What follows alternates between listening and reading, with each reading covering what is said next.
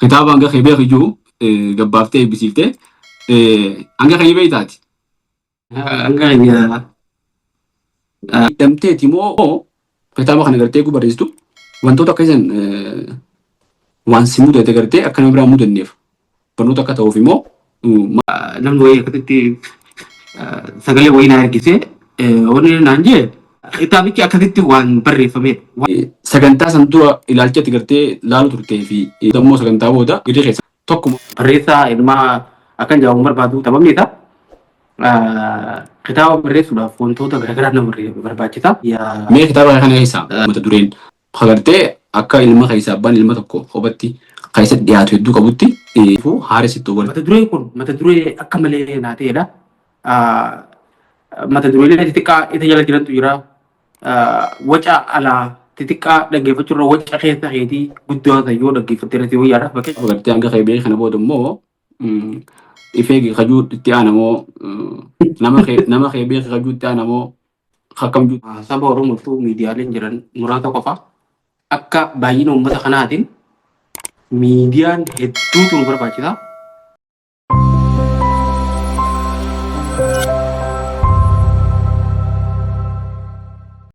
Kabajamtoota daawwattoota keenya akkam jirtan nagaa fayyaadhaa kun Markoo Miidiyaadha. Markoo Miidiyaan miidiyaa keessanii akkuma beekamu dooyaa marii marsaa sadaffaadhaan keessummaa tokko qabannee isin dhiyaannee jirra. Keessummaa keenya addaati. Namni kun dandeettii hedduu qaba. Dandeettiin isaa akkuma dargaggoo Oromoo tokkotti gama tokko qofaa miti. Gama hedduudhaan dandeettii qaba. Dandeettii isaa itti fayyadamuu irratti ammoo haala kam keessa jiraamee hojii haaree dhiyoo tana inni gabbeen jira. Hojii haaree inni gabbeen san hojii akkamii? Hojii uummataa san wajjin ammoo uummanni keenya haala kam keessa jira. Hojii akkasiitiin waan jiru har'a turtii waliin taasifna. Hojii haaree isaa tanaa fi eenyummaa isaatiis keessummaan keenya kun nuuf hima. Keessummaa keenya affeerraa teenya kabajjee baga kabajaadhaan affeerraa teenya nu argamte. Mee maatii Markoo Miidiyaatti wajjin wal nu bariin. Hedduu galatooma. Markoo Miidiyaan miidiyaa amma lafaa dhufaa jiru. Carraa kana naa kennitanii asitti naaf eertanii gaafiif deebiidhaaf asitti daawwattoota keessan yookaan hordoftoota keessanii fi akkasuma namoota nu beekanii fi kan hin beeknellee wal na barsiisuuf asitti waan irra jiru na gaafachuu. Naaf yeroo fataniif hedduu galatoomaan jaa jalqaba irratti ani maqaa kiyya Birraa Jamaaliin jaama. Kanin dhaladhee naannawa Harargee lixaa kana Harargee lixaa naannawa aanaa Abduu Jaamutti dhaladhee ganda caffee jaamutti naannawa magaalaa Gamsooti. Xiqqoo booda garuu achirraa gaafuma umriitii ijoollummaa achirraa deemateen karaa hirna bakka jaamutti umriitii saddeet booda magaalaa hirnatti guddadha. Ayyee Birraa hedduu galatoomi. Caffeen nuti akkuma jedhamu isaa galamsoo hin beekan galamsoo sulaa warra galamsoo ta'een fedhaa wayii. Caffeen takkumaa jiree caffee aannanii jedhanii. Caffee daadhiitti moo caffee biraa homaan dhagina fakkaatti I don't know. Galamsoo tana. Daadhiitii biti. Aannan fi daadhii waluma dhiyaatan. Ayyee hedduu galatoomi waan miidiyaa kana egaa muuxannoolee siin irraa qaba ammoo cabsineen seennee gartee zamana bira ta'anii miti zamana wal biraas ta'anii miti jenneeti wal biraas taa'urree inni itti seenne hedduu galatoomi godina Harargee lixaatti dhalattee guddattee warra galamsooti ammoo san booda osoo umriin ijoolleeti karaa hirnaa kana dhufte hirna magaalaa damuu baadiyyaa Birraa akka gwaasoo qacellooti gartee afaan tokkoon haasofnuuf. Hirna jiddumata magaalaa fi baadiyyaa jidduu. Warri baadiyyaa dhalatee magaalaa guddate kun rakkoo qabanii afaan lachuun danda'a waan ta'eef ni ulfaata hojjaasoon warra baadiyyaattis ni beekanii warra magaalaattis ni beekanii numaa isaanii turre dubbii keessa fiigaa'u. Hedduu gaariidha. Mee Birraa Jamaal osoo gartee turtii silaa dhimma wajjaasoo qabnu ittiin seenne duratti xiqqishuu waa'ee keetii qaccalloo boruu barbaanna. Birraan sadarkaa barnootaatiin hangamta akka baratee barumsa isaa saniin hojjechuu jira moo ammaan tana immoo ogummaa inni ammaan tana qabu maali? Ogummaa yaabnu hojiilee ta'e duraatti wajjin gaazexeessaa Birraa jennamoo motiveeshinaal spiikar jennamoo barreessaa jennamoo moo baqataa jenna moo mee maal jennee si yaamna waan jiruus eega gartee sadarkaa barnoota akkaditti nu himtee booda waan sanii dabartaa. Wala hedduu tokko galatoomni. Sadarkaan barnootaa irratti gadaanaa maqaa elementarii fi haayiskuulii fi pireparaatoorii jechuutti baradhe. Osoo achi barataa jiruutiin pireparaatoorii osoo barataa jiru osoo gara yuunivarsiitiin galiin barumsa addaan buree biyyarraa ba'e. Ergan Kaayiroo dhufe immoo asitti Ameerikaa Yuunivarsiitii of Kaayirootti saayikooloojii hordofeen ture. Wanti barumsa fayyaa kana fakkaata. Wanni biraa immoo karaa hojiitiin yoo deemu taate hojiin namni waa hedduu hojjetaa keessattuu gita biyyarraa ba'an carraalee garaagaraatu jira waan hedduu godhuudhaaf jechuudha. Akka motiveeshinaal spiikaritti illee wantoota garaagaraa kan hojjetanuma jira. Akkasuma gaazexeessummallee forex entertainment irratti waggaa 3 almost waggaa 4 deemna egaa jalqabne akka gaazexeessaa fi akka daayirektaratti illee animaatii wanti godhu jira. Gara biraatiin barreessallee akka jaamuuf nuuf taakka jalqabee jira. Gara biraatiin gaafa biyya jiru barsiisummaallee waan akkasii barsiisuun ture barsiisallee raajuu dandeessa. Akkasuma daldala illee yeroo dheeraa yaalee ture namni qonni maleedha. Daldala yoo dandeessisu yoo hojiin kana mee amantaa ta'e hojiilee hedduu yaalee ammoo ani birraa yaadni tuma wanaatti tolaamaaf taayitila akkasitti Qonnoo yaaltee ittiin amantaa hin qabu jechuudha. qonnoo yaaltee waa hedduu yaaltee daldala hedduu yaaltee qonnoo yaaltee. Qonnaa kana yaalle garaa yaalu noonu Ma- fuuldura yaade qaba. Hedduu galatoomii. Namni waa hedduu yaaluun gaariidha. Daldala illee yaaltee meebii kasaaruu maltaa sila gartee daldala samii milkooyte amma abbaa qabeenyaa inni si yaamna tutu birraa inni si yaamnu daldala keessa kasaaruu fi gartee bu'aa uffachuu waan jiruufi ammoo kasaaraan daldalaa kun kasaartee faayinaanshaal yoo kasaartees ammoo beekumsa irraa argatta muuxannoo irraa argatta. Namoota daldala keessatti gartee yeroo duraa tana kasaaruun hedduu gaarii daa'uu fuuldura kan kasaare si gooti si barsiifti.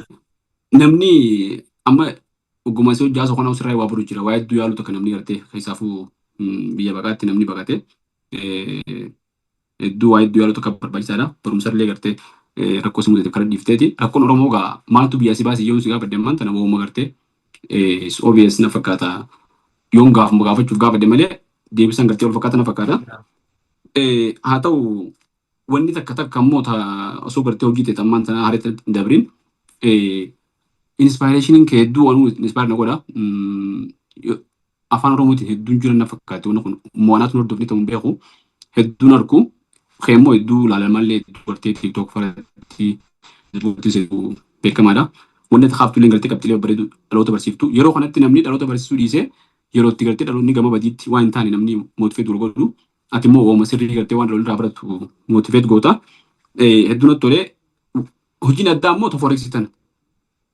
Forex kun miidiyaa akka gartee miidiyaa Oromoo kabiraatti gama gartee siyaasaa qofatti miidiyaa fokkos godhee miti miidiyaa gartee bashannanaa intarteementiidha. Maqaan isaatu gaa forex intarteementii waan jiruufi intarteementii irratti hedduu dalayitan. Wantoota agartee hawaasa barsiisan akka goofataa fakkeessanii oduu adda addaa fakkeessanii hedduu nutti tole namoonni hedduu nu jaallatan miidiyaa keessan fakkeenya ta'an akka mataa kiyyaatti miidiyaa agartee akkaan barbaadu tokko hedduu nutti tole sanirratti immoo hedduu waan jabaadhaatti uffachuun barbaadanii sila sumaanuu galata tireef munaa walitti si galchuudhaaf gartee maaliif kitaaba keessatti yoo feete nama galata nama galchine fa'aa tuquu malta waan hin beekne jechuudha. Kanaaf hedduu gaariidha jireenyi biyya Kaayiroodhaa biraan ammaan tana Kaayiroo jiraata. Waggaa meeqa birraa egaa jiruu baqaa tana miila keesse?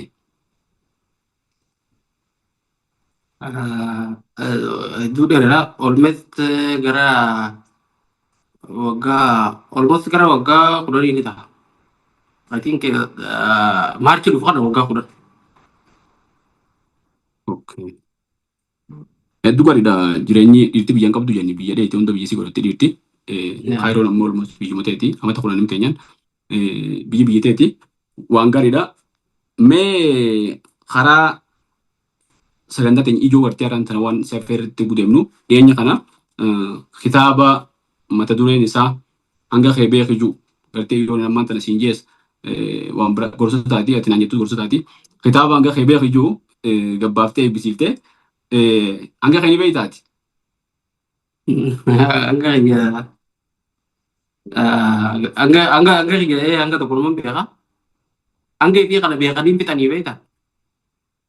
Hangi nama tokko by the way waan yeroo takkatti beekamee dhumuu miti. Guyyarraa hanga ifii beekaa yoo deemte hanga jiraattu keessatti hanga kee yoo beekte hanga fuuldura dhufu keessatti hanga kee beekuudhaaf hedduu si gargaara. Kanaafuu jireenya hanga ammaa jiraadde kana keessatti hanga ifii yeroon hanga ifii osoo hin beekne jiraadde osoo hin ta'in yeroo hanga tokko booda hanga ifii hubachaa waan hin dhufeef ilaalchi jireenya kiyyaa fi akkasuma mataa kiyyaa fi naannoo kiyyaa fi haala keessa jiruuf qabullee hedduu jijjiirame sababa hanga kiyya hubachuudha. Namni tokko akkuma kitaaba keessatti barreeffamee jiru beekumsa hundarra caalu hanga ifii beekuudha jedha. Hanga ifii beekuu jechuun kun waan salphaadhaa miti. Namni lafa tararra jiraatu hanga ifii beekuun hedduu murteessaadha. Hanga ifii beekan karaa tokko yoo ilaalle madaalaati hangam keessaa maal dalaguu dandeessaa dandeettii rabbiin sii kenne hangam takka sammuu rabbiin kun sii kenne namoota kaaniifis kenne san siifis kenne wal qixeessin lameen fuulaatee kana hangam takka itti fayyadamu jirta. Dandeettiin ati waan takka godhuudha jireenya kana injifachuudha waan qabdi galmaan gahuudha cichoominni akkasuma hubannoo ati akka ilma namatti addatti uumama birarraatii kanna kanaan maal godhuu dandeessa hangi kee sun hangam takka waan jiru hubattee jireenya kee itti fufsiisuu ta'a. Inni biraa immoo humni ati wantoota garaagaraa jijjiiruudhaaf qabdu jireenya keetis ta'e addunyaa kanas ta'e haalli ati wantoota garaagaraa itti ilaaltu hangam akka gahu if hubachuu jechuudha. Fakkeenyaaf namni tokko waan isarra guddaa takka yookaan qabsoo waliin qabu taate akka injifatamu osoo beekuutti deema. So waan kan injifatu hin danda'u karatti hafa. Yoo immoo waan isarra xiqqaa takkatti humna guddoo qabaatu taate namichi bilaashuma enerjii isaa isaati godhe malee waan faayidaa qabu roon oolchine jechuudha. Kanaafuu humna tan ta'e hubattee waan qabsoo waliin qabdu tokko jireenyi kun qabsoodhaanti kana keessatti itti deemuuti barbaachisa. Kanaafuu hanga ifii beekuun hedduu barbaachisaa akka ta'edha. Mata dureen kitaaba kanaatiif akkaataan inni ka'umsi illee waan akkasii jechuu barbaachisa. Hedduu galatoomii waan ajaa'ibaati. Hanga kee gartee yoo beekuu baattillee baruu jirtaatis akka amma kaaftetti gartee hanga fi beekuu waan wayii tokko baranii miti akka amma kaaftetti waan baraa deemtuudha hawaasumaan. Hanga fi beekuu tanaas beekuunis waan takka gariin gartee hanga fi beekuun beekumsatti yoo ijaabuu baate rakkoodha. Hanga fi beekuun tunis beekumsatti yoo lakkooftee yoo beeyte hanga fi beekuu tana beeyta yoo gartee beekumsa isiin tun beekumsaa miti waan faayidaa qabu miti haytu taate hanga kee beekuudhaas hin beeytu ni beekamu beekuu siif hin beeytu ta'a. Hanga fi beekuun akkaan gaariidha. Hanga fi beekuun tuni beekuu keessaa qabdina fakkaattiif beekumaa jechuun hanga geessu beekuu humnatee beeytee gartee gaalii addaa muka raamaa jenna maymaasan. Ammaasis waan takka muguddoo waan hin dhagee hanga fi beekuu rabbi beekuudha jenna. Hanguma keetu beekuu rabbi beekuudha jenna. Maaliif aangoo rabbi beeytee aangoo namaas beeytee jechuudha akkas jechuun. Kanaaf hanga fi beekuun waan bu'uura qabu hawaasa keessattis waan bareedduudha jechuu barbaadeeti. Afaan Arabaa tokko jira. Afaan Arabaa tokko jira. Man arafa qadruhu faqad arafa rabbahu jaa. Mammaaksa kana by the way ergan kitaaba kana barreesse booda namni wayii barsiisaa yuunivarsiitii Kaayirooti. Akkasumas jee nama Oromooti Sheek Jamaal Jaliili. Mammaaksa afaan Oromoo tokko jira jee mata duree kitaaba kana wal fakkaatu yennaan akkam jennaan. Man arafa qadrahu faqad arafa rabbahu jaa jee. Namni hanga ifii beeke rabbii isallee ni beeka. Inni hangam akka gahuu fi rabbiin isaa ol ammoo maal akka ta'e rabbii isallee ni hubata. Rabbii gaditti ammoo rakkoon takka yoo isarra guddoo ta'e rabbii isarra guddoo akka ta'anii fi inni ammoo hangam takka addunyaa kanarratti humna rabbiin isaaf kennee fi rabbiin ammoo isaa ol humna biraa akka qabu ni beekaa jechuudha. Kanaafuu rabbuma beekuuf ati hanga hangee beekuun hedduu murteessaadha jechuudha. Sirriidha akkasii maymaasii dubbii keessatti eegartee humna guruddoo qaba. Amma kitaaba kee guutuu namni maymaasanii itti gartee sarara tokko fixe jechuudha. Hanga fi beekuu rabbi beekuudha jee achisan balliftee hedduu bareedaadha. Waan inni si gaafadhu malee biraan kun kaka'umsaa fi sababa barreessuudhaaf kunis dirqee maali? Fakkeenyaaf biyya baqaa keessa jirta. Biyya baqaa keessatti haalli waa barreessuu dhiisi dubbisuutu namaa mijaa'u ta'a. Maaliif jiraachuudhaaf jecha walii gafiidha. Isaan keessatti immoo ati immoo miidiyaa keessattis hoggansaa si dalagaas hedduu ammas inspiraashinii kanarratti illee ni dalagaa. Kun kireetara biizii dhajeetii yaada. Kana gubbaan ammoo barreessuudhaaf yeroon sirraa hafteeti immoo akkamitti kayyuu ammasoo yeroo garii dirqama sitti eeggoota waan takka dirqama gunjuu fedhiin ta'e dirqama si godhuu dandeessi yookaan immoo haalli uummanni kee keessa jiru ilaaltee yookaan immoo akka addunyaa fi uummata kee bira ilaaltee uummata kiyya kanaaf medhiroo waan takka gartee namni waan harkaa qabu darbatee qolqodaadhaan jaamu jaanii akkasitti mee humniti si dhiibdee gartee waan kana si neeyite moo dandeettii addaa qabaatteeti moo waan baratteen yookaan immoo yookaan immoo dandeettii baratte kanaan dandeettiin sana itti seente moo wanti dhiibee gartee barreessummaa tana sinaqe maali gaazexeessummaan siif hin geessu ta'ettu. Dhugaadha. Jalqaba irratti akkuma ati jettee hojiileen garaagaraa ni jirti wantoota garaagaraatiin biizii ta'uu ni jirti. Biyyuma baqaa kana keessa ta'uu jiraatu mataa isheetu biizii godhati osoo dalagaa qabaatu baatte akkaatummaan jireenyaati biyya biraa keessa biyya tana keessa ittiin jiraattu biiziidha matummaan jiitu osoo dalagaa oolatti jechuudha. Garuu wanta akka fedhinnaa yeroo qabaatteef wannummaan fedhii wanta danda'atiin oolchu. Amma kitaaba kana namaa amtee kanan barreesse xiqqoo turee jira. Gaafatan amma namaa xiqqoo yaada'u gaafatan hedduun biizii ture. Gaafni sun gaafan barumsallee hordofaa ture tanii American University of Cairo kanatti asitti barachuu ture. Gaafni sun gaafatanii akkasuma dalagaa jira. Akkasuma gaafan akkasitti sooshaal miidiyaa irratti illee viidiyoolee garaagaraa hojjetu sanii wantoota hedduutu ture jechuudha.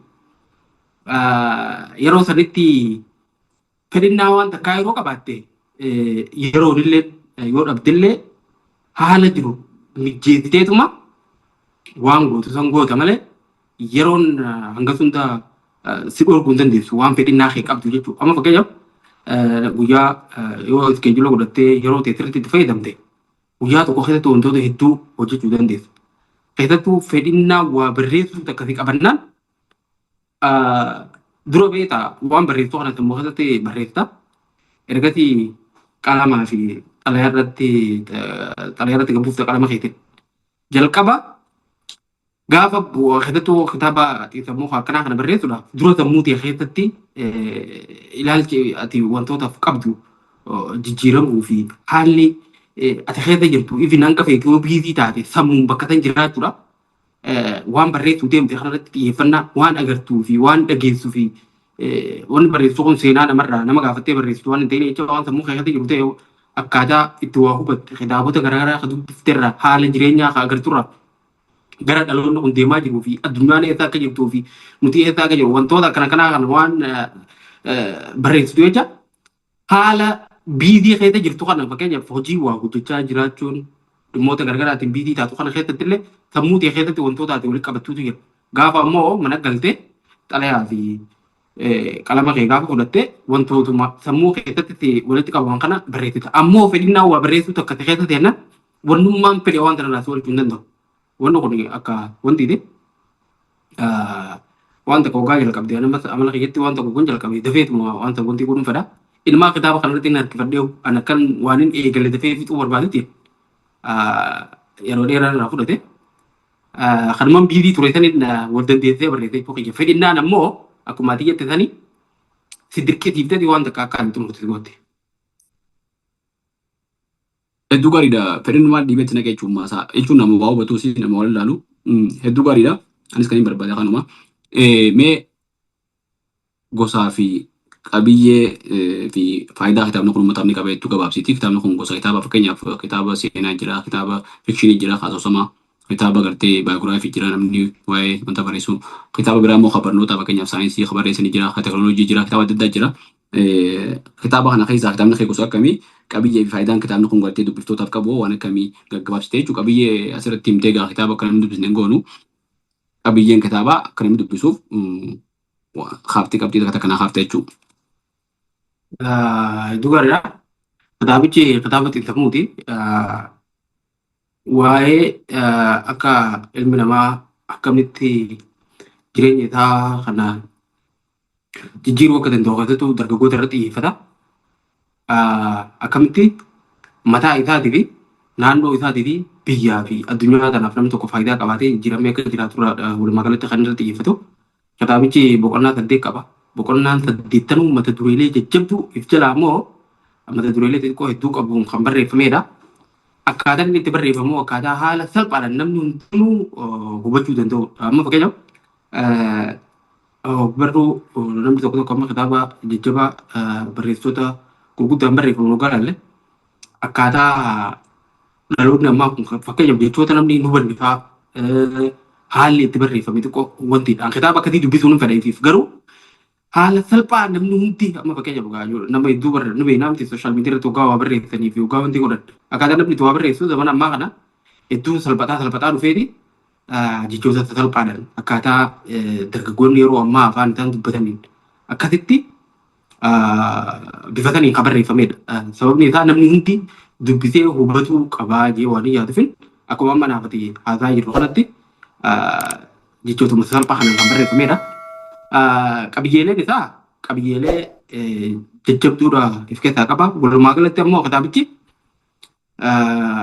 akkamitti ilmi namaa keessattuu namni dargaggeessaa tokko jireenya isaa jijjiiree osoo namarraa waan nama kanarraa osoo waan mataa isaatiin dhaabbatee yoo kufe ka'ee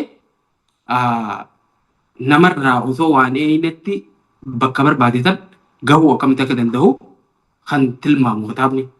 Kan ammoo akka nama maanuwaala fakkeenyaaf kitaabichi kitaaba namni yeroo takka dubbisee lafa haa osoo hin taane gaafa yeroo takka dubbistee lafa keessullee ammallee turtee yoo deebifte waanuma jireenya kee keessatti ati hojiirra oolchuu dandeessudha. Kan asitti fakkeenyaaf amma namni wayii tokko dubbisee wanni naan jee ilmaa jee akka waan wannummaan kitaabni hojjechaa jiru jireenyuma kiyya kan nama jiraachaa jiru kana tartiiba qabsiisee waan mana nama keessa jiru kana natti himaa jiru akkatti deebi'ee akkas godhi waan jee garte tartiibarra waan nagaatee takka akka waan ana qofaaf barreeffame akkas fiiliingii akkasiitu nutti dhagaa maaliin dubbisee jeeti namni wayii akkasitti sagalee wayii naa ergisoo kitaabichi akkasitti waan barreeffamedha. Waan namni yeroo takka dubbiseetuma kitaaba yeroo takka dubbisanii achi kan osoo hin taane eega dubbisanillee ji'oota muraasa waggoota muraasa booda gaafa futee dubbistullee waan jireenya kee akkamitti akka wanti godhuu dandeessu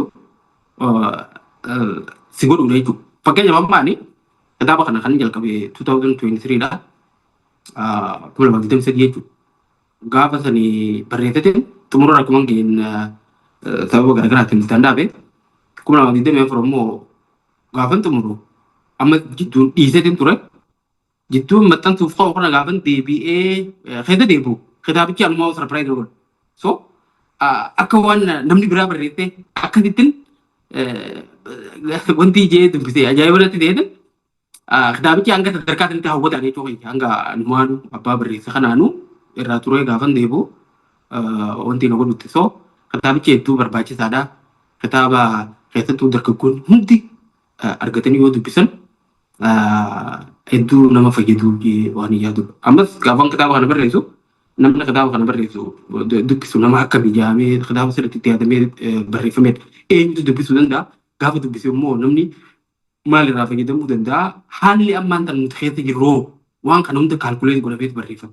Haalli dargaggoonni nuti amma kanneen biyya keessa jirruu fi biyya keessa jirruu fi biyya alaa jirullee haala kan keessa jirraa dargaggoonni amma keessattuu akkaataa sooshaal miidiyaa irratti deemuu wal qabatee akkaataa jireenyi namaa kun biyya keessatti taatu barumsi amma hanga hunda wanti dhabee vaaliyuun barumsaa hanga hunda wanti ijee ka'ee eebbifamee hojiin argatu kan barate immoo 12 achi dabaluu dadhabee kaampaasumaa yookaan kolleejii seenuun waan ulfaataa ta'e yeroo ammaa akkana jiru kana keessatti akkamitti namni mataa isaa kana if jijjiiree sadarkaa gartee osoo namarraa waan inni bakka wayii takka gahuu danda'utti akkasitti kaalkuleet godhamee waan barreeffamedha. Kanaafuu akka malee waan nama gargaarudha. Ammas nama xiqqaa fi guddaa osoo hin taane namoota leevelii hundarra jiruuf waan barbaachisaa ta'edha. Nama baratee fi kan baratanii fi namoota dubbisuu danda'an hundaa'u kan fayyadudha. Kitaabni gabaa uummata kana fakkaata. Hedduu gaariidha. Kitaabni immoo barbaachisuu kitaaba kanaati. Ammas pirinsipii gartee qajeelfama kitaaba itti barreessan keessaa akka Oromootti kitaaba kamii barreessan jee wanta akka feesbuukii irratti guun wanta juun agartaa waan akka isanii ilaalaa dubbisa. uummanni biraa ganii qabanii qajeelfama sanii gullaalu know your audience yaa to whom you are speaking gartee nama itti dubbachuu jirtu kana beekii yaa nama gartee sadarkuma nama kana beeyteen sadarkaa isaatiin dubbatta yoo nama kana gartee yoo manguddoo hojjaa soite akka manguddootti yoo naasoine akka gartee daddaraatti yoo soite manguddoon san sitti uffatti yoo sin fahamtu waaqeet akkaataa namatti namni tokko ammoo akkumatti dhaloonni kun dubbachuu danda'utti hedduu gaariidha haala bareedaadha. Gosaatti kitaabni qabiyyeen isaas waan bareedduudha haala bareedaadha. Mee kana bira dabarree sagantaan dhiyeenya kana gama tiktookinis gaggeeffamtee sagantaan eebaa lafattis torban dabre kana keessa torban kana gama durarra jechuun sagantaa bareedduu gaggeeffame namoota hedduutu irratti hirmaate.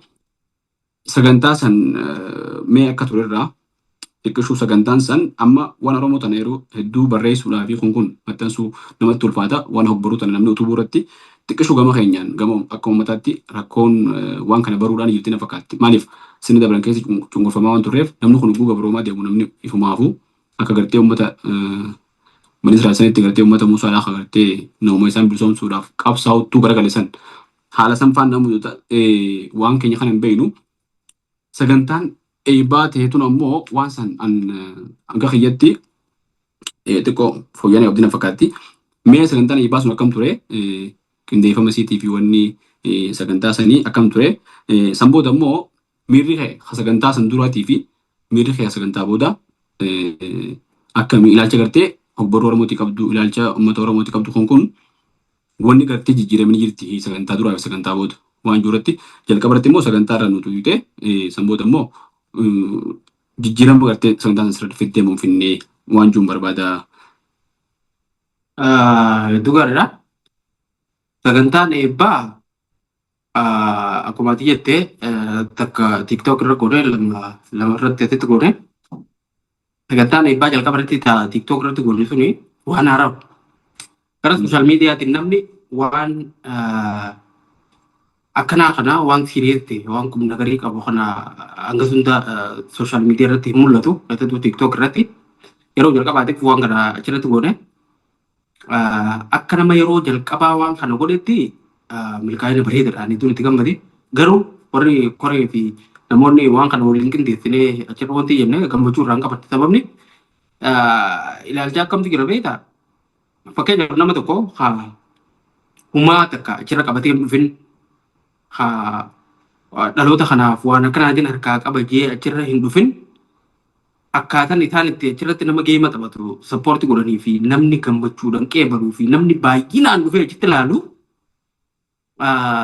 akkamitti nama dhaloota kanaaf waa harkaa qabajee achirra dhufee namni sun irra caalee waan jiru ilaalcha akkas jiru ture namoota hedduudhaan ilaalcha akkasitti. Ani garuu inni gammadee maaliif yoo jette waan takkaa sooshaal miidiyaa irratti keessattuu tiktok irratti godhamee hin beekne kitaaba eebbisiifnaa. Waan akkasii goona waan dhaloota kana fayyadu faayidaa akkasii buufna jee namni takka waa qabatee dhufe hin jiru. Hin agarreen akka Oromootti namuma dhufaniituma geema qabna yaaniituma bifa xiqqeetiin saba biraatii fi sabni biraa namni dhuunfaa tokko waliin dhufe wal gargaaran wal gargaarti hedduu bareedaadha. Sun ammoo hedduu wal gargaaran Oromoon achirratti waan bareedan. Garuu nama waa qabatee hoodha waan kana harkaa qaba akkamitti waan kana narraa fudhattan jee achirra dhufe sadarkaa kanatti wanti ijee kana duruu waan arginiif namni tokko waan haaraa waqtee lafa bosonaa takka gaafa cirtee lafa kanarra facaaftee magartee waan hibatu chaalenjii garaagaraatu jira. Akkasuma lafa qarxaa jechuun beektaa? Lafa takkaa uumaa irra facaafamin lafa gaffaa kana gaafa qottee ooyiruu gootee ooyiruu kanarra midhaan facaaftee midhaan kanarraa magartee irraa hammattee jechuudha. Anuma akkasiin godhe. So kuni chaalenjii guddaatti gaafata qaba. Kanaafuu waan kana hunda sadarkaa kanatti milkeessuun waan guddaa ta'ee gammachuu guddaan irraa qaba. Hanga barbaade malee ta'uu baatu waan haaraa gaafa yaaddu. Fakkeenyaaf ani wanti guddoon achirra dhufee fi kitaaba gurguruu fi achirratti wantoota garaagaraa qofa argachuu osoo hin taane jalqabumaa amma ijoollee akka koreetti waan kana ijoollee sooshaal miidiyaa yookaan tiktook kana waan kana hubatan ta'u waliin akka koreetti waliin hojjechaa turetu jira hedduu akka tumani. So akkasitti waan haarawaa achirratti godhuudhaa fi akka dhaloonni kuni tokkoffaa sooshaal miidiyaa kanarratti ta'edhaan waan faayidaa qabu waan dhaloota fayyaduu fi gartee galaa dhaloota kanaaf guduunfame asirra fidanii namatti agarsiisuu fi nama waan kana qabatee dhufe edaan sadarkaa kanatti kabajuu ni jira jee namni na duuban dhufu habira akka gartee waan kanaa hubatudha tokkoffaani. Inni lammataa ammoo bakka namni jirutti dheeyxeeti yaada kee gurguratte yeroo ammaa malee kitaaba barreessitee mana kitaabaa yoo keessee namni mana kitaabaa jiru awudiyansiin hedduun amma tiiktook irra jira. Kitaabas ta'ee wantoota namatti mul'isuu barbaaddu beeksisuu barbaaddu fi waan harkaa qabdu namatti agarsiisudha. Bakka namni kun keessattuu dargaggoonni bakka isaan jiranitti mul'atuun hedduu barbaachisaa. Fakkeenyaaf kitaaba barreessatuma mana kitaabaa tokkotti ergee yoo hin caljee ajjaa wanti jaalchee namni dhaqee wanti hin jiru namni haalatti dhufuu daran ati namatti dheeyxee bakka namni jiru sanatti agarsiisuun hedduu barbaachisaa akka ta'e waan kana agarsiisuuf. Inni biraa barreessitoonnummaanu barreessitoonni kitaaba barreessan hedduun katana booda barreessan warri tana duraa barreesse hedduu haa galatoomanii kitaabota hedduu irraa waa barannee fi nullee fayyadee hedduu warri nu barreessan barreessitoonni hanga qabanii. Katana booda barreessu immoo akka tana duraa osoo hin taane haalli ittiin namni kitaaba fi wanti walulleen akka jiru namumaa fakkeenya ta'uudhaaf achirra fidee wanni sun ammoo ani hanga barbaadamillee ta'uu baatu namni kaayee jedhee yaada. Namoonni waan kana kan godhu nu gargaaran hedduu haa galatoomanii jechuun barbaada jechuudha. Ayyee hedduu gaariidha. Gaafii takka ta'e dhumarraa naaf tira fakkaatti gaafummaan tana deebiste keessaa miirri kee agartee eebbatura turee fi ilaalcha boruu Oromootii fi akkuma amma jenne dhaloota ammaa kana miidiyaa hawaasaa irratti gartee keessaa tiiktook irratti waan qabatamaa waan gartee uummata fayyadu tana hojjechuu irratti hedduu hin jiru. Dhuguma wanni kun jalqabaati nagarreen waan takka takka gugaree waan akka istuudiyoo eebbifnaa yookaan ammoo nashiidaa eebbifnaa yookaan waan takka takka arkee liblibee arkee malee kitaaba tiiktook gubbatti eebbifame nagarreen yoon hanga arkoo baade malee akkuma tibaan tokko jalqabaati. Aanuu wanni sun natti tole akka kiyyatti amma dura hojjaasoo turre naafeti. Uummata kana bakka isaan jiranii gartee jala deemnee waan kanaatan gama sirriitti dhiibne malee waggaatan ammoo ta'anii hoomachuu qoftiin akka furmaata hin taane galgala sagantaa sana ammoo hordofuun ture eebbanu gumbanuu fi kanallee hordofuun ture waan takka takka ammoo akka gartee qindeessitoota sagantaatti waan qaawwa qaqqabdan akkuma sagantaan Oromoo qaawwa xiqqoo qabdi maaliif akkuma Oromootu dhuguma bakka annarraa dhugaadha wanni kun jalqaba jira waan hunda dhaloota jalqabaati nuti gartee kitaaba eebbisuudhaa fi sagantaa akkasii qopheessuu fi wanni kun qaawwa xiqqoo xiqqoo gartee qindeeffama irratti waan mudate malee sagantaan kan bareedduudha kan gartee waan nama gammachiisu. Sagantaa san dura ilaalchatti gartee laalu turtee fi sodaallee gartee tiiktook kanatti wanni kun yeroo waan akka beektee qabaachuu maalta san booda immoo sagantaa booda akkamii wanni si gaafadhee miirri keessan duraa fi san booda tokkuma immoo akkamii ta'ettuun si gaafachuu barbaade. Iddoo gaariidha. Ani miirri kiyya garaagarummaa hanga sun dura qabachuu hin danda'u. Sababni isaa wanta boqotaatti jettu takkaanuma milkaa'uu baatus kaayyoo ani qabuutu jira amma fakkeenyaaf achirratti maallaqaa qarshii hanganatti kitaaba achirratti nan gurguradhaa waan akkasiin argadhaa jiru osoo hin dhaqee gaafa waan san dhabe miira jijjiiramuu danda'a. Naan milkoonnee takka akkamti akkana ta'ee haarus takka wanti jiru danda'a. Ani kaayyoo biyya sana osoo hin ta'in hawaasa kanatti garsiisudha. Ibin namni 500 maaliif taa'ee wanta naaf hin galle. Kaayyoo xiyyaa hawaasatti tokkoffaa tiiktook kitaaba eebbisiisuun akka jiru waan gartee siiriyeen ta'e dhimma dhaloota kana fayyadu gara sooshaal miidiyaatiin hojjechuun akka danda'amu. Ammas kitaaba barreessanii namaan koo taanaa dhaabbatee bakka inni jirutti yookaan mana kitaabatti yookaan bakka akkasitti jechuurra bakka hawaasni kun jiru dhufanii waan akkanaatiin harkaa qaba akkamiin harka irraa qeebaltan jechuun kanaa'uu namatti agarsiisuun kaayyoo kiyya guddaa waan tureef ani waan san godhuun hedduu na gammachiise. Kanaafuu miirra kiyya waan akkasumatti jijjiirame. Even osoo namni nu akkasitti sadarkaa sanittuu laaluu baate ani waan narraa eeggamu godheetiin jira. Namoonni ammoo yookaan dhaloonni kun kan ilanii kennaa isaaniif fide kuni kennuu barbaade kuni yoo narraa qeebaluu baatanis ani karaa kiyyaan kenne abbaa fudhatu ture foo qabaa mire taniifu ani waan wanti na godhuun qabu. Gara biraatiin namoonni waan kana ammoo na hojii qindeessan irraa eegalee namoonni sadarkaa sanatti akkamitti namni waan kana akka simmatee agartee jirta. Kitaaba akkamitti namni akka bitu akkamitti akka barreessaa kitaabichaa akkamitti akka deeggaranii fi ilaalcha fi jaalala namni waan kanaaf qabu kabaja nama kitaaba tokko barreessu namni sadarkaa sanatti qabaachuun hedduu waan nama gammachiisu akka malee kanarraa gammadeetiin jira.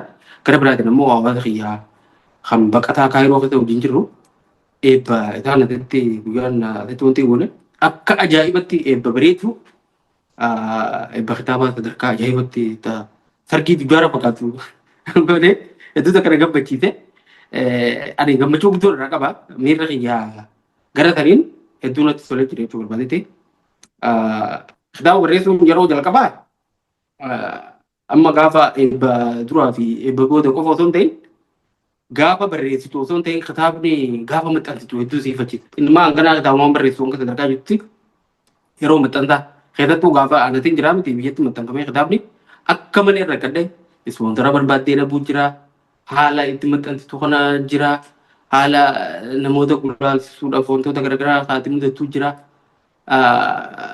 Akka malee rakkattaa kitaabuma kanaa barreessuun akka jibbisiisutti bakka maal akka cinqee hanga jettuu takkatti barreessuudhaan miti eega barreessitee kitaaba reedii gootee booda rakkoon gulaalchisuu fi maxxansiisuu fi maal jechuu kana jidduu jirti yeroo kana hedduu itti rakkatti. Wanti sun hanga abdii nama na kutte jechuudha nama wanti taate keessattuu haala nan keessa jiru kana wal qabate jechuudha. Haalli nan biyya kana keessa jiru waan akkasitti bulchaa hedduun qabu. Akkasitti namni keenyatti hubatee ispoonsarri ta'uuf hanga sun ta'u wanti hin jiru.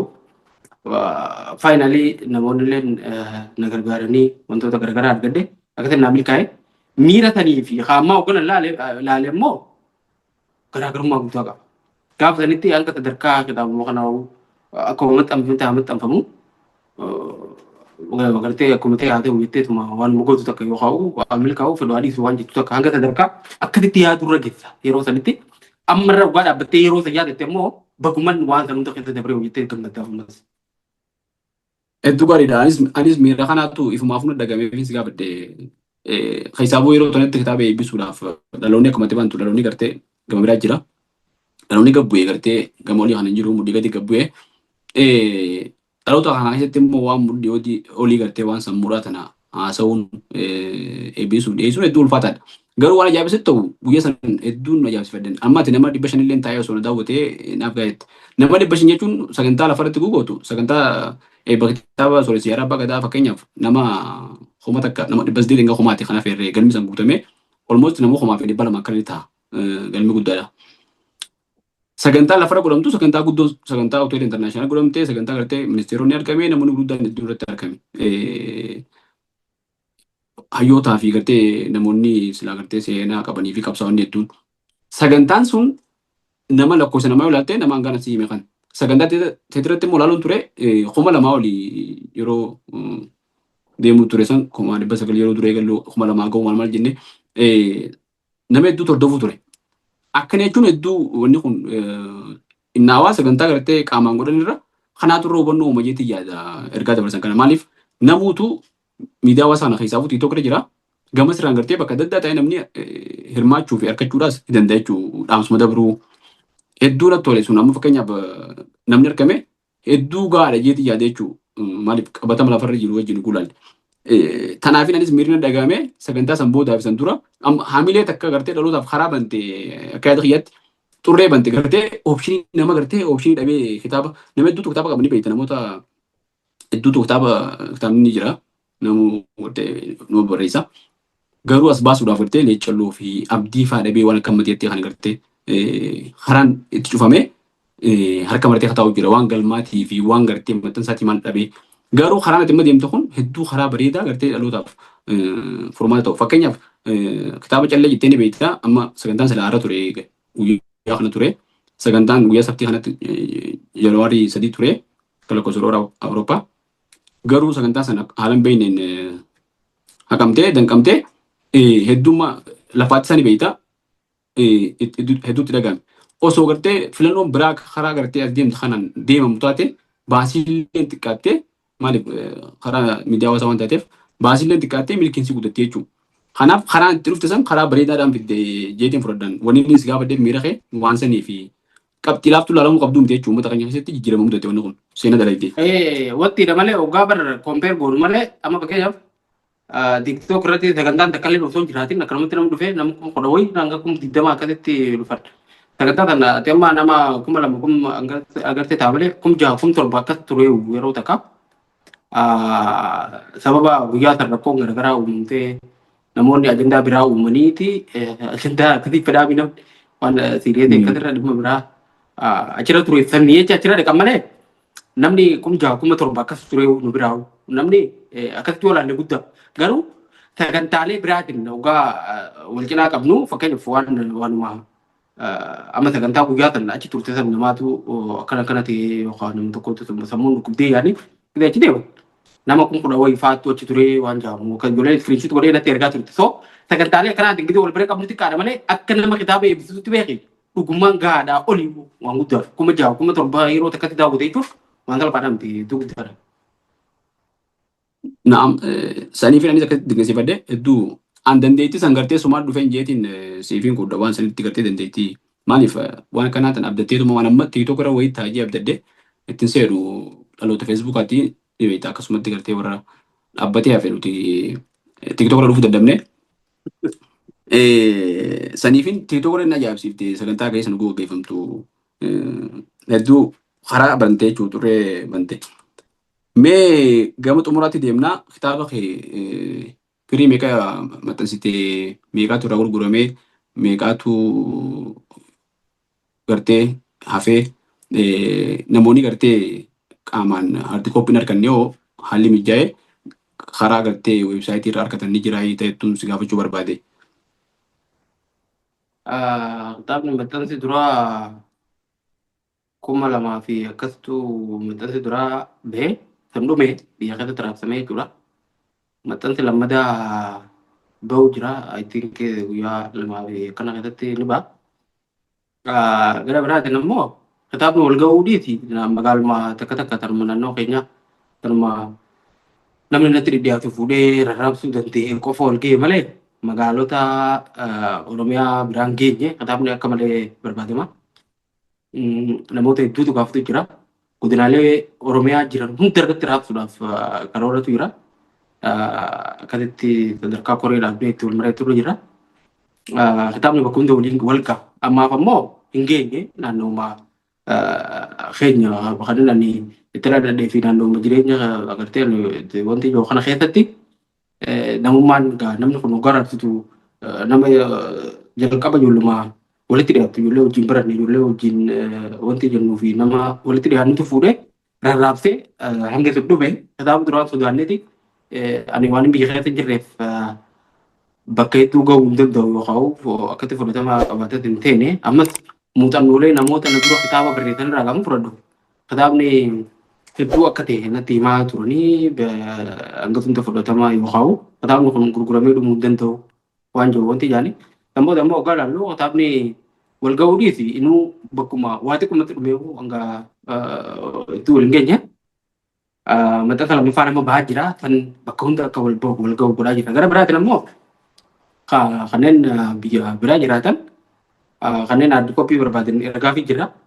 Kanneen ammoo wanti irraa argachuu barbaadan fakkeenyaaf Amaazoon irratti fe'aa jira.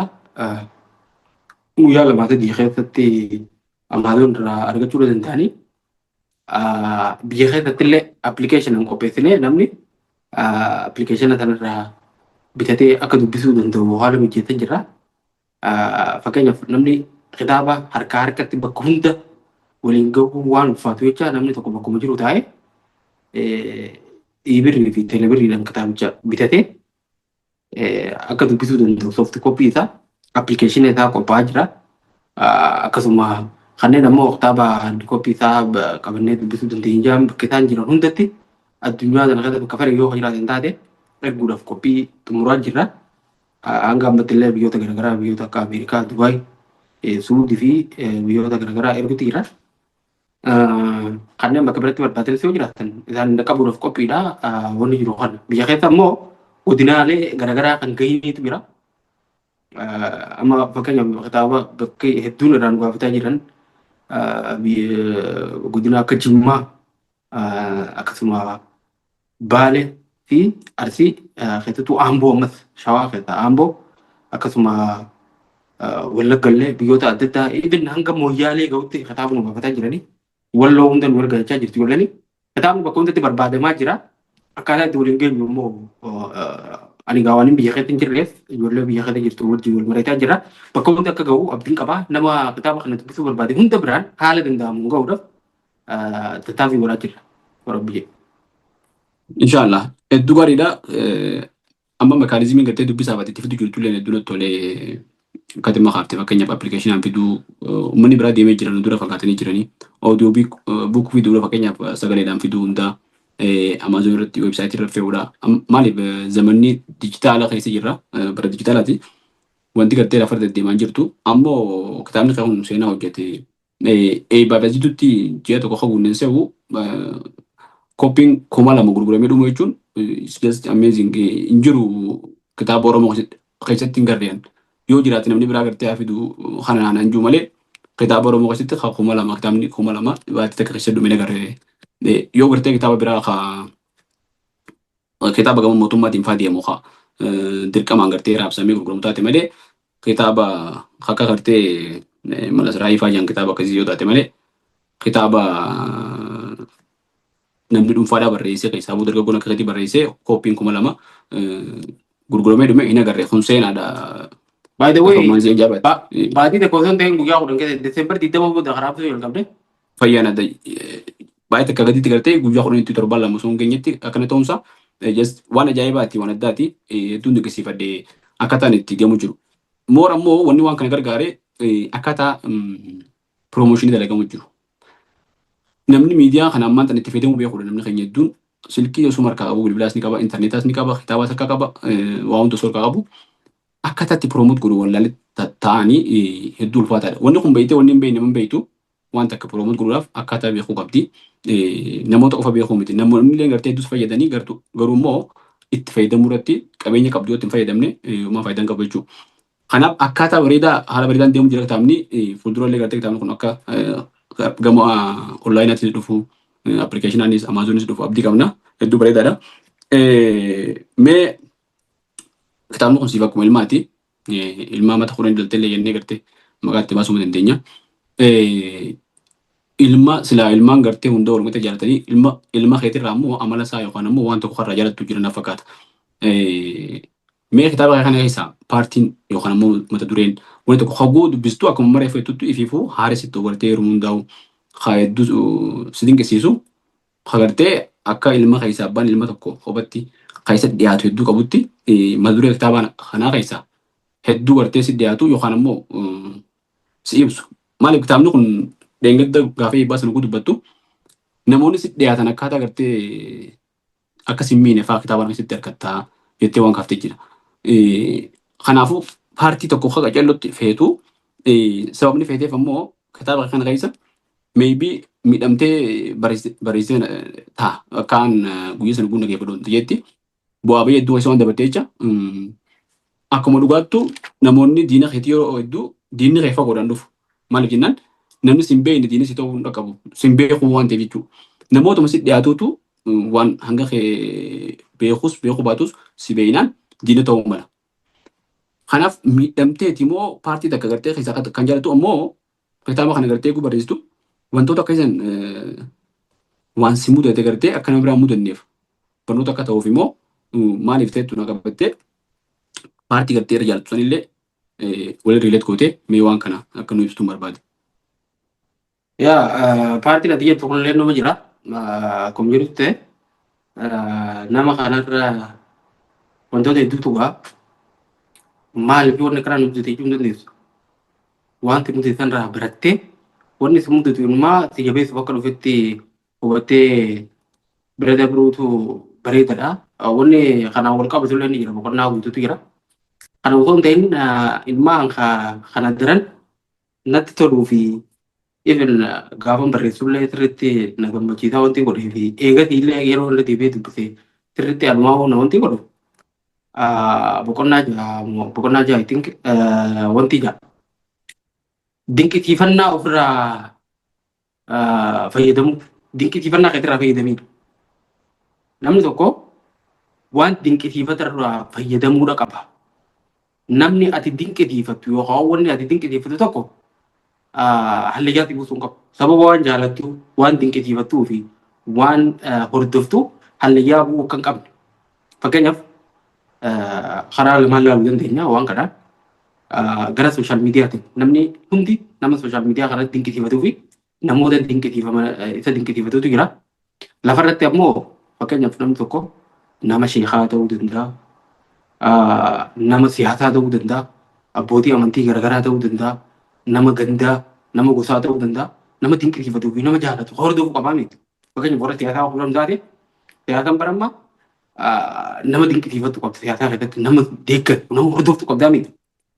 Namichi kun waan ati isa deeggarteef, waan ati isa kana jaalattuuf, waan ati isa hordoftuuf namichi perfektii miti. Waan nama dogongorre addunyaa kanarratti rabbiin waan hundaan guutuu isa godhee uume miti. Namichi ni dogongorre.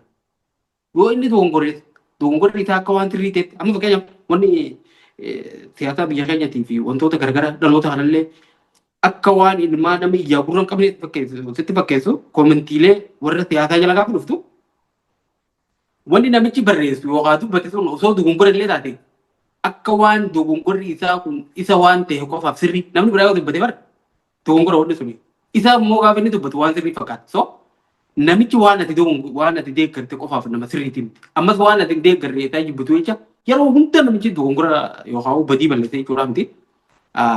Karaa sooshaal miidiyaatti yoo deebine immoo sooshaal miidiyaa irratti amma nama tokko akka malee deeggartuu hordoftuutu jira.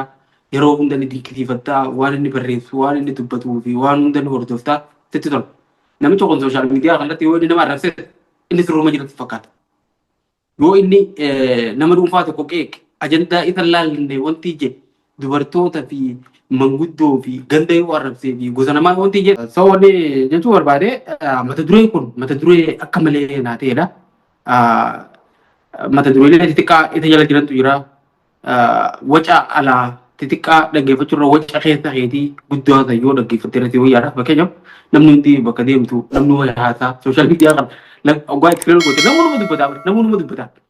Ati waca kana gurra osoo kan ta'e kan hordoftuuti waca keessa keetii maaliin godhaa fiichariin kiyya maaliin hojjechuu qabaa maaliin milkeessuu danda'a waa'ee faamilii keetii waa'ee jireenya kee fuuldura waa'ee ilmaa waa'ee bultii fuuldura jaallatuuti wantoota garaagaraa yaaduu dhiifteeti. Waanuma namni abaluu akka ta'ee abaluu akkana ta'ee jee sooshaal miidiyaa kanarratti namni guyyarraa haasaa miti waanuma kana hordoftan. Even namni waanuma laalaa oolee abjuun illee waanuma sana argaa beeku.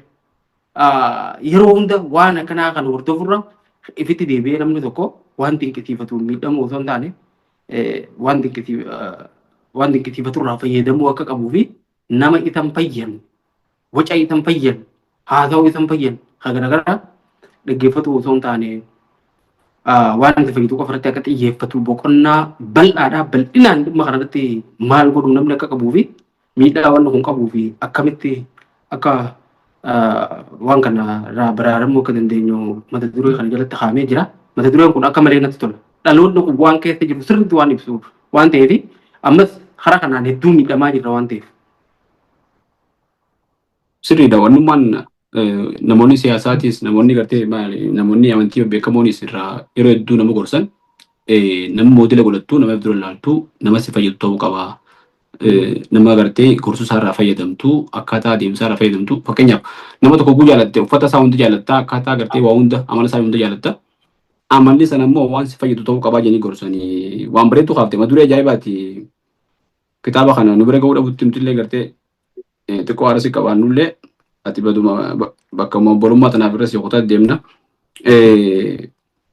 gama fuulduraatti mee wanni birarraa eenyu amma barreessummaadhaan sirraa eenamoo moo gaazexeessummaan sirraa eenamoo gama gartee motivational speakeriitiin waan sirraa eenamoo maal sirraa eena amma kaa eega gartee wanta akka seentee akka laaftuu ba'uun hin taatu ganaa qabamtee jirta tarree barreessitoota seentee jirta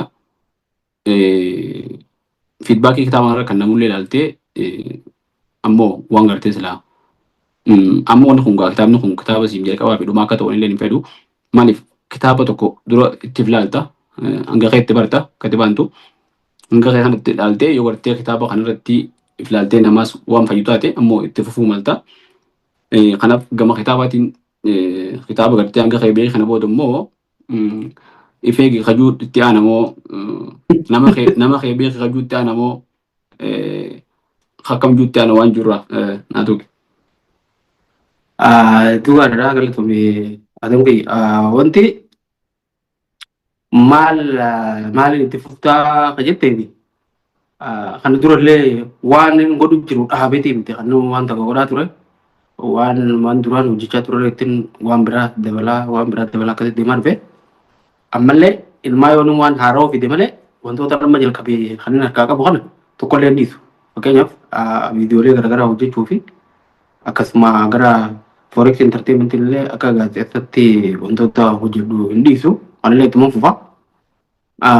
Gara biraatiin immoo barreessummaa kan jenne kana ani kun barreessuudhaaf kaka'umsa yookaan ittiin baree malee barreessaa ilmaa akkan jaamu barbaadu tokkicha kanarratti sababni isaa kitaaba barreessuudhaaf wantoota garaagaraa nama barbaachisa.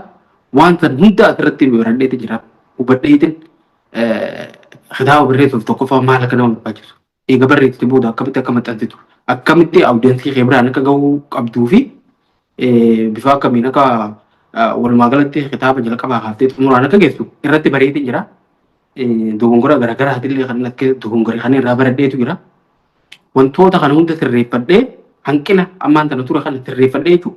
Even kitaaba amma barreesse kanarra ka caalu. Kitaaba biraa ammoo kitaabota hedduu gara fuuldura barreessuudhaaf abdiin qaba. Akkasuma kaka'umsa fi wanni kun kitaaba barreessuudhaaf hamilee guddoo naa ta'e keessattuu akkaataan hawaasni awudansiin uummanni Oromoodha. Kitaaba kana itti narraa simate kitaaba akkan itti dhaabu osoo hin taane kitaaba osoo danda'ame amma kan barreessuuf hamilee guddoo naa ta'anii jiranii. Tanaaf yeroo biyyee yeroo dhiyootti gaafa ta'ellee beeku kitaaba bareedaa tokko akkan maxxansu ammallee asumaan uummata kiyyaan jedhuu barbaada. Fuuldura illee kitaaba hedduun barreessa inshaallah yoo rabbi na laafise. Inshaallah ta'ala barreessaa jabaa akka taatu kitaaba kanarraa ni beeksifta. Numa taataasi waan akka itti hafuu miti inshaallah. Mee gama dhumaarratti uummata keenya Oromoo kanaa fi uummata keessaaf uummata gama bahaa kana waan miidiyaa irratti muuxannoo hedduullee qabaatan garuu immoo bara boodaa kana waan miidiyaa kana irratti laafina mul'atan fakkaata. Mee waan kana irratti amma barkoo miidiyaanis qaawaan mul'atee itti qaawaa kana cufuudhaaf jalqabee dhiyeenyuma jalqabne dhaamsa uummata kana inyaa qabdu waan kanaan wal qabsiiftee maaliif yeroo hedduu waan wanta ta'uuf namatti wanta ta'uuf namni keenya maaltu irraa eegama hoggaa biraa miidiyaan qabnu jettee ja'a hoggaa gartee miidiyaan dhuftes wal jajjabeessuu fi gartee hamilee wal godhuun tun jirtu hedduu waan kana irratti mee dhaamsa qabduuf osoo sagantaa ta'in xumurretti dhaamsa koo dabarsiif. Dugalatoomii gaafiin tun gaafii murteessaa fi dhimmi miidiyaa yeroo ammaa waan salphaadhaa miti. Addunyaan tun miidiyaan hoogganamaa jirti jechuu dandeenya. Namni miidiyaa hin qabne akka nama ijaabura hin qabneeti yeroo ammaa. Miidiyaan tokko hawaasni tokko miidiyaa isaaf dubbatu sagalee isaa ta'u waan inni keessa jiru gabaasuu fi yeroo hunda information isaa dabarsuu fi information isaarraa fuudhee addunyaa biraatiif dabarsuu kan qabaanne taate hawaasni sun akka ijaabura hin qabneetti ilaala. Tanaaf namoonni yeroo ammaa addunyaa kanarra jiraachuu isaaniitu hin beekne fakkeenyaaf biyya Ugaandaa immoo eessa kana uummata addabii tiraayib jedhan tokko jaldeessafaa qabanii nyaatanii fi wantoota garaagaraa tokkotu jira. Tanzaaniyaa. Yaa Tanzaaniyaadhaan ta'ee jarri suni addunyaan kun hin beektu. Addunyaa biraa keessa jiraatanii namni irraa quban qabu. Sababa miidiyaaleen naannawaa san dhaqee ijoolleen warri naannawaa sanii turistoota daawwachiisan akka miidiyaatti jara san fuudhanii addunyaatti garsiisanii addunyaa waan isaan jettu afaan isaanii tiraansleet godhanii addunyaan hubattee jiratan. Jarri sunillee waan addunyaan qabdu garaagaraa itti geessanii addunyaa wal barsiisaa jiran.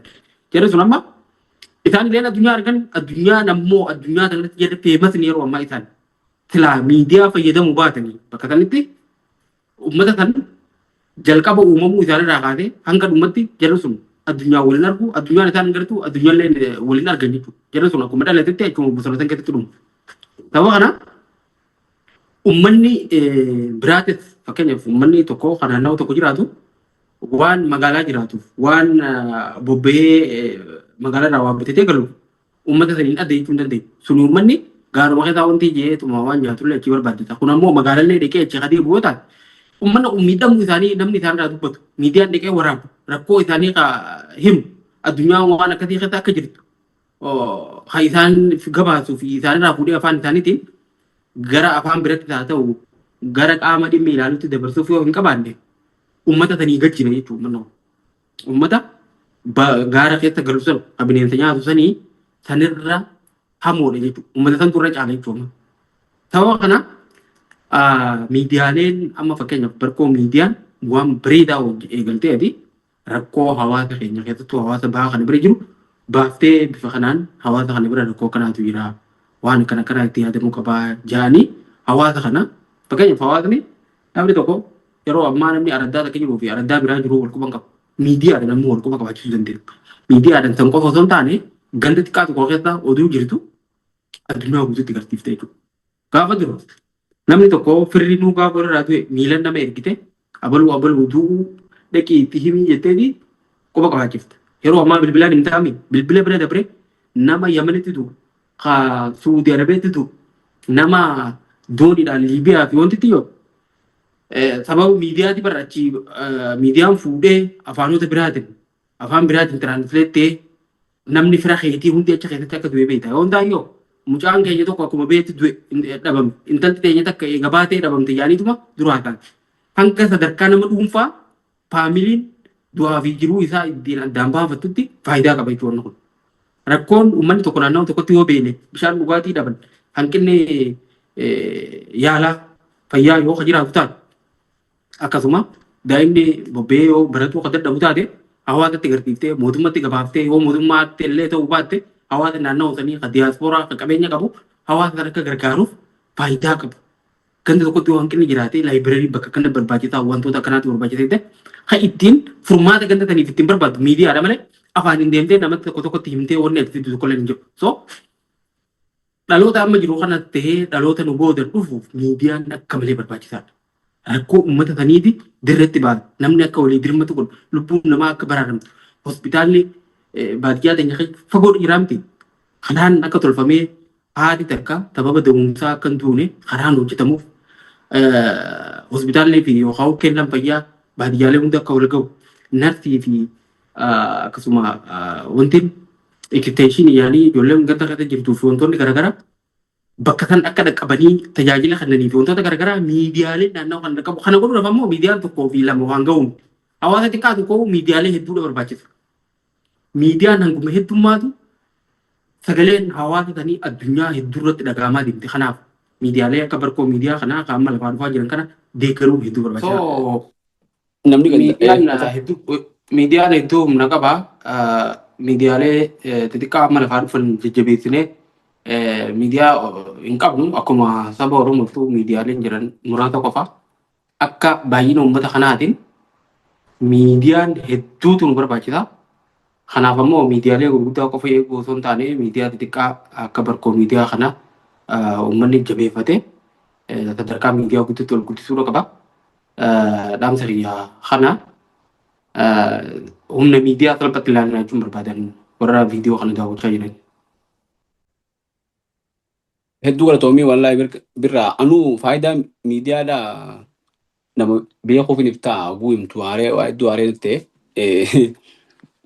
namni gartee gandaaf gandatti amma dhiyeenya kana karaa gobeellee kana anuma ramaa kana arbaa tol dhufee ture waan kana anuu faamiliin kanuma jiran bilbilaan osoo hin dhageenin tiiktook irratti hin arge feesbuuk tiiktook irratti hin arge waan ajaa'ibaati namni ganda tokkoo jiraate walquban qabu yoo gartee waa post godhee wal arge malee waan akkana tan. yaa Wanni hundinuu miidiyaa hawaasaa irra taatee namni gartee ifin kitaaba tokko osoo hin dubbisu maal jaalamee taataan sun miidiyaa hawaasaa kana osoo gartee fayyadamuu dhiisuu irratti haasawee uummaan tiyya manuma keessa osoo jirru nama umriin guddooti.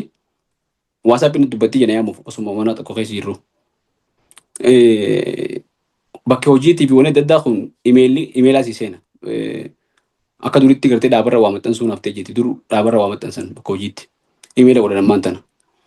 Wanni hundinuu miidiyaa hawaasaatiin adda bahuu dandeessu. Iventiin hundinuu jechuudha. Kana jecha fakkeenyaaf ammaan tana sagantaan amma godhu jiru kuni onlaayinaan dur kanaa miti keessumaa yaamtee gartee manatti bira keessee wanta goota. Amma onlaayina. Wanni hundinuu gartee amma dijitaala ta'ee jira.